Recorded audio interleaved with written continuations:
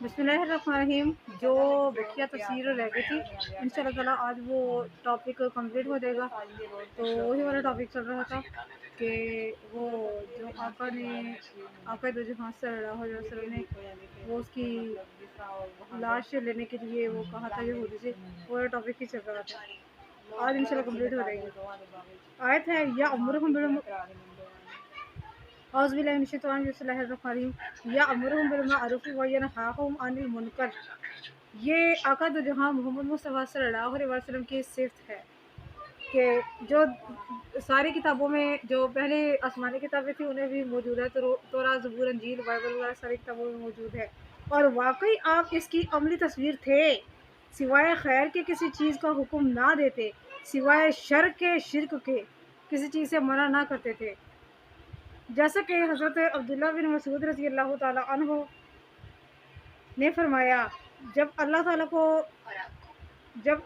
کو یا ایھا الذین آمنوا فرماتے ہوئے سنو تو کان اپنے دھیان سے لگا لو اس آیت پر کہ یا تو اللہ تعالیٰ کی طرف سے وہ کسی چیز کے حلال کرنے کا حکم ہوگا یا کسی چیز سے ممانعت کا حکم ہوگا، کیونکہ اللہ تعالیٰ کے وہ احکامات جو شرک، بدعتوں اور اس طرح کی چیزوں کے لحاظ سے ہیں، ان کے لحاظ سے اللہ تعالیٰ نے فرمایا ہے کہ اے ایمان والو اس کے قریب نہ جاؤ، اے ایمان والو یہ نہ کرو یا یہ کرو. امر بالمعروف اور نہی عن المنکر یہی ہے. اس میں یہ ہوتا ہے کہ یا تو آپ لوگوں کو کسی چیز کا حکم دیا جا رہا ہوتا ہے یا کسی چیز سے منع کیا جا رہا ہوتا ہے. اور سب سے اہم اور عظیم چیز جس کا اللہ تعالیٰ نے حکم دیا ہے وہ صرف اللہ وحدہ لا شریک کی عبادت کرنا اور کسی کو اس کا شریک نہ ٹھہرانا. جس طرح کے تمام انبیاء کو یہی پیغام دے کر بھیجا گیا. قرآن کریم کے بہت سارے مقامات پر میں آپ کے ساتھ بیان کر چکی ہوں. حضرات ابو حمید اور ابو اسید رضی اللہ تعالیٰ عنہما سے روایت ہے، آقا دو جہاں محمد مصطفیٰ صلی اللہ علیہ وسلم نے فرمایا ہمیں یمن کی طرف بھیجا اور ہمیں یہ فرمایا سنو، تم لوگ وہاں پر جا کر نرمی پیدا کرنا، وہاں جا کر نرمی پھیلانا، آسانی پیدا کرنا، ان کو تردد میں نہ ڈالنا.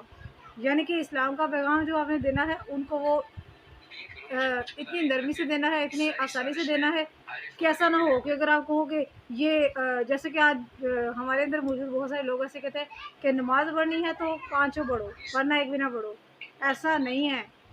اللہ تعالیٰ نے جس کو ایک نماز پر لگا دیا نا، اللہ انشاءاللہ اس کو 5 پر بھی لگائے گا. ایسا نہیں کرنا. یہ وہ لوگ یہ کہہ رہے ہوتے ہیں کہ ایک نماز پڑھنے کا فائدہ ہی نہیں ہے.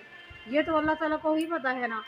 کیا آپ کے پاس گارنٹی ہے کہ اگر آپ 5 ٹائم کی نماز ادا کر رہے ہو یا تہجد ادا کر رہے ہو، میں ان لوگوں کو مخاطب کر رہی ہوں جو یہ دعویٰ کرتے ہیں کہ ایک نماز پڑھنے کا فائدہ ہی نہیں ہے، پڑھنی ہے تو 5 پڑھو ورنہ نہ پڑھو. میں ان لوگوں کو یہ اس چیز کی کہہ رہی ہوں، اس چیز کی میں دلیل دے رہی ہوں. آپ لوگوں کو گارنٹی ہے کہ آپ کی کوئی نماز قبول ہو رہی ہے؟ آپ تہجد گزار ہو، جو بھی ہو، یا آپ نے قرآن حفظ کر لیا ہے، آپ کو اس چیز کی گارنٹی ہے کہ اللہ کے ہاں آپ کی کیا اوقات ہوگی؟ یہ چیز ہوتی ہے کہ لوگوں کو صرف نماز پر لگاؤ. 24 گھنٹوں میں سے ایک ہی پڑھ لیں لیکن پھر بھی پڑھیں لازمی. حدیث ہے، جب تم مجھ سے مروی کوئی حدیث سنو، جسے غور سے سنیے گا، جسے تمہارے دل قبول کر لے اور تمہارے شعور اور رگوں پہ میں پڑ جائیں اور تم یہ سمجھنے لگو کہ یہ بات تمہاری ذہنیت کے قریب ہے، تو یقیناً تمہاری نسبت وہ میرے زیادہ قریب ہوگی، یعنی وہ حدیث میری ہی ہوگی. یہ آقا فرما رہے ہیں.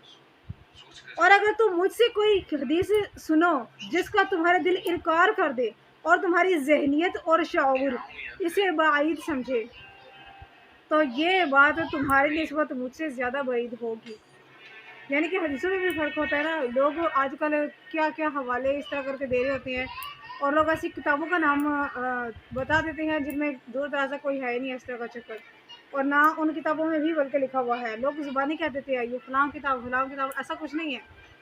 وہ ان کا بھی قصور نہیں ہے، ان کی ساری میں نے پڑھ لی ہے الحمدللہ. یہ جو بخاری رحمۃ اللہ علیہ کا وہ دیتے ہیں نا حوالہ، کچھ بھی نہیں ہے، انہوں نے بھی کچھ بھی نہیں کیا، قرآن سے ہٹ کر نہیں بولے ہوئے. قرآن کی آیتوں کے حوالے دیے ہیں انہوں نے بھی. پھر فرمایا سیدنا حضرت علی مرتضیٰ رضی اللہ تعالیٰ عنہ بیان کرتے ہیں، جب تم رسول اللہ صلی اللہ علیہ وسلم کی کوئی حدیث سنو تو اس کے بارے میں ایسا گمان رکھو، ہمیشہ ایسا گمان رکھو جو بہت زیادہ درست، مبارک اور شائستہ ہو، یعنی کہ نرمی ہی اس میں ملے گی آپ کو، یہ کچھ اور یعنی کہ بہت زیادہ اس کے لحاظ سے زیادتی نہیں کی جائے گی آپ پر، کیا یہ خرچ کرو یہ خرچ کرو، ایسا کچھ بھی نہیں ہے، بلکہ زکوٰۃ، حج، عمرہ سارا کچھ ہے نا، یہ اسی لیے اللہ تعالیٰ نے ہر صاحب استطاعت پر فرض کیا ہوا ہے۔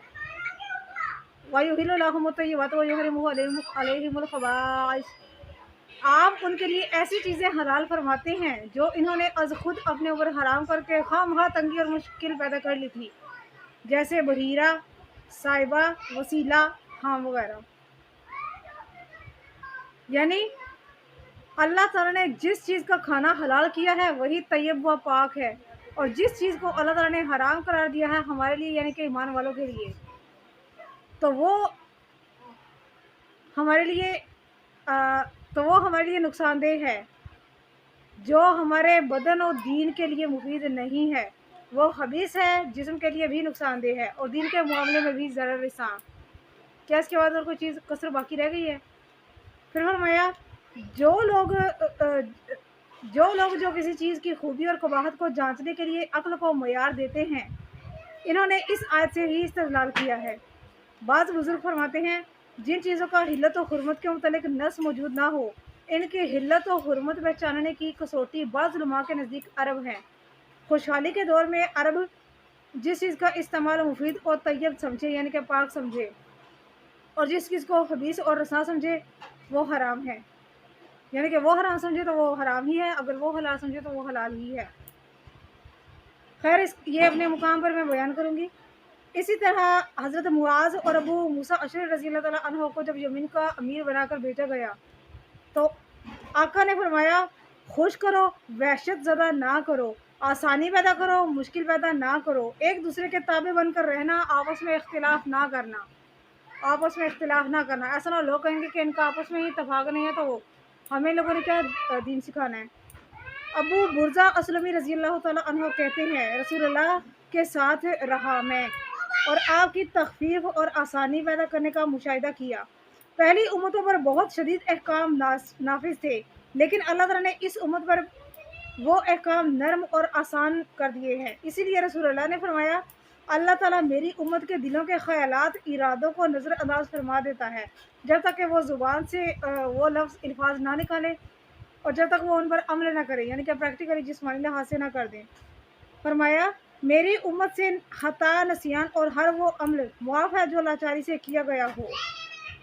اس لیے آپ نے سورۃ بقرہ کی آیت نمبر 286 وہ پڑھنے کا آپ نے حکم دیا، اور انہوں نے خود بھی دعا کی ہے، اے ہمارے رب نہ پکڑ ہم کو اگر ہم بھول جائیں یا خطا کر بیٹھے، اے ہمارے رب نہ ڈال ہم پر بھاری بوجھ جسے تو نے ڈالا تھا ہم سے پہلے لوگوں پر، اے ہمارے پروردگار نہ ڈال ہم پر وہ بوجھ جس کو اٹھانے کی طاقت ہم میں نہیں ہے، اور درگزر فرما اور بخش دے ہم کو اور رحم فرما، تو ہی ہمارا دوست اور مددگار ہے، اور تو میری مدد فرما اوپر قوم کافروں کے۔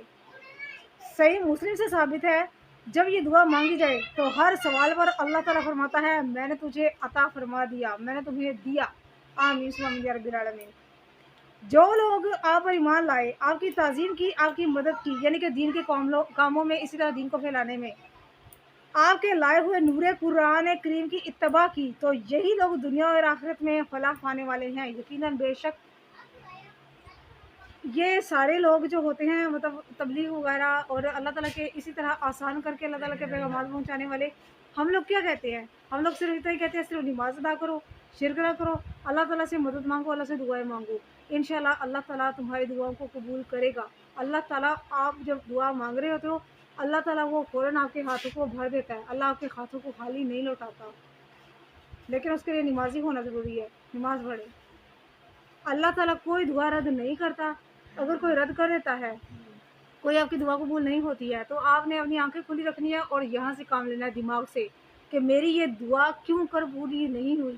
آپ کے سامنے پوری نہ ہونے کی اللہ تعالیٰ دلیل آپ کو دے دے گا، آپ نے صرف وہ آنکھیں کھلی رکھنی ہے۔ آپ کو ان لوگوں میں سے نہ ہو جانا جن کو اللہ نے کہا ہے بہرے ہیں، گونگے ہیں، اندھے ہیں، ان لوگوں میں سے نہ ہو جانا۔